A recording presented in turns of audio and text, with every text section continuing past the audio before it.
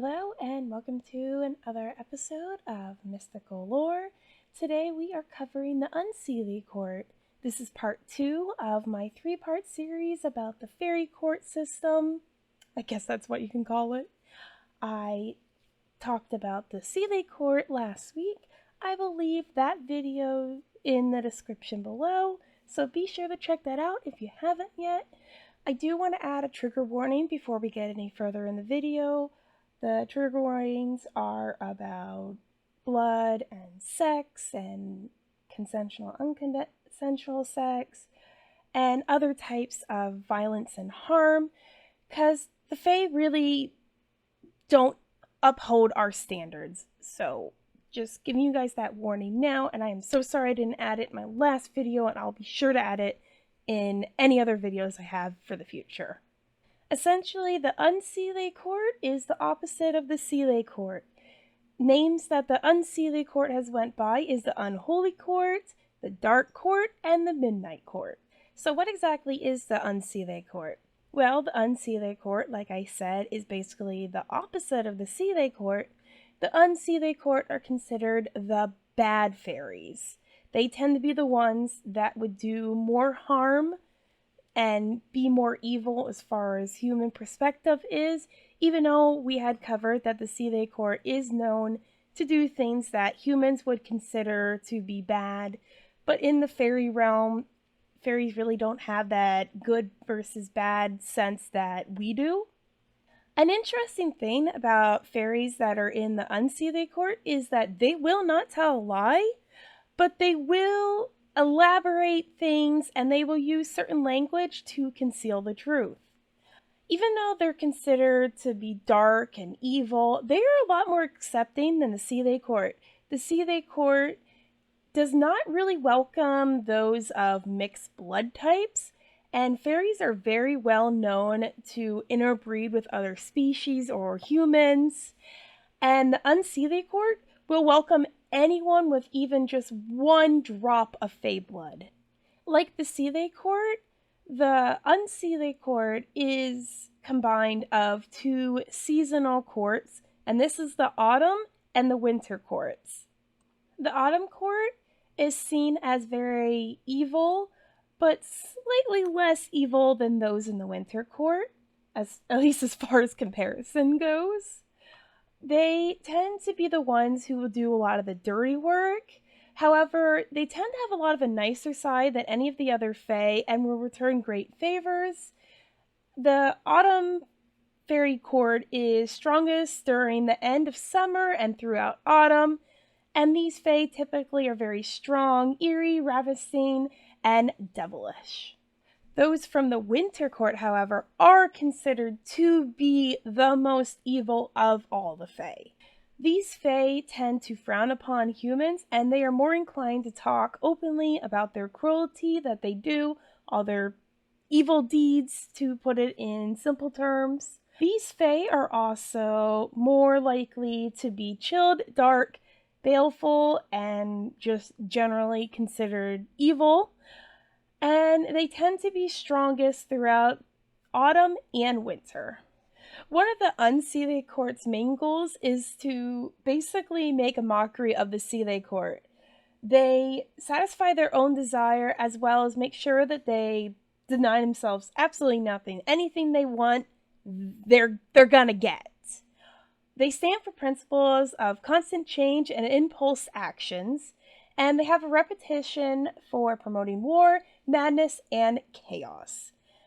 They also despise those that are weaker than themselves and value to be free and wild, and they don't really care for standing for any ethical codes. Creatures that reside in the Unseelie Court can be seen as nightmare fuel, to be simple, because a lot of the creatures that live in the Unseelie Court are races with mixed genetics.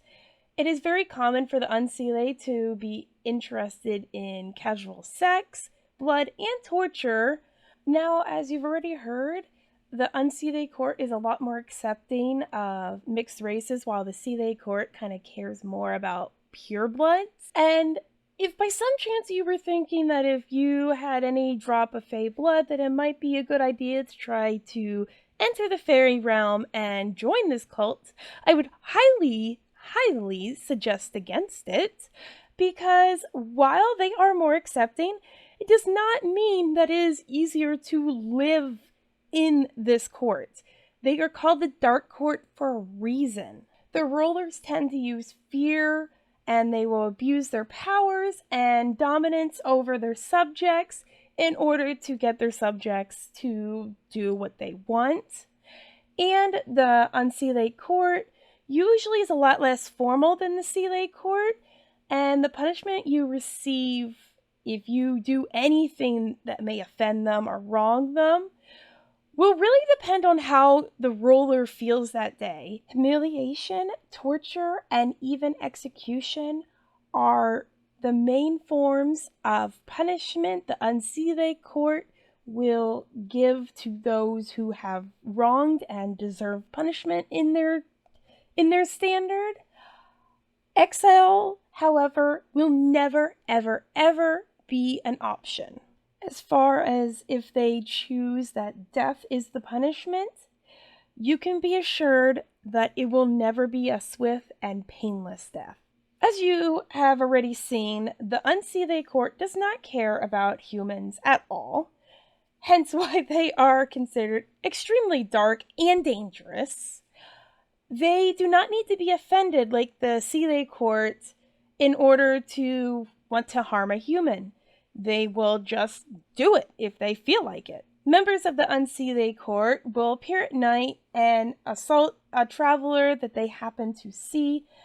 And some of these might be through lifting them up in the air, beating them, and then forcing them to commit violent acts. Some Seelie Court members, however, might become fond of a human, and they will choose to make that human essentially their pet. From tales recorded in the medieval times, there were records of the Unseelie Court members going into human form so they could seduce both men and women into the woods, and once they would kiss this human, the human would be trapped for 7 years of servitude in the fairy realm. Now, once the human had been lured into the fairy world, they would spend years there in human time, which translated to only a matter of days for fairies. And when they were finally sent back or they happened to escape, they'd be very old, and oftentimes they would just turn into a pile of dust as soon as they were back in the human world. Some of the common fae types that would be in this Unseelie Court would be bogies, redcaps, boggots, abbey-lubers, and butterfree sprites. And with that, I am going to conclude this episode of Mystical Lore. We've got one more episode for the fairy courts, which will be coming out next week, and that is about the solitary fairies, the ones that are not part of the Seelie or the Unseelie Court. As always, I am leaving a link to all the research I did for this video in the description below. The video for the Seelie Court will also be in the description below, and also the download link for this fairy I made to represent the Unseelie Court members.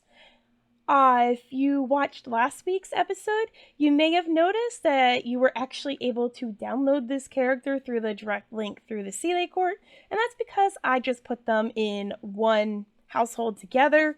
So you've got the good and evil already if you watched last week's episode and downloaded them into your game. As always, thank you guys so much for your support of this series. It really means a lot to me. I'm really passionate about mythical creatures, and I love to learn about their origins, and I really hope that you guys do too. As always, feel free to leave a comment on a creature you would like me to cover. Like I said, I'm doing the Solitary Fairy next, and then I'm probably going to take a break from this series for a couple weeks, but I have plenty more fairies and other creatures that I want to cover, so be sure to check that out. Thanks again for watching, everyone, and have a magical day. Bye!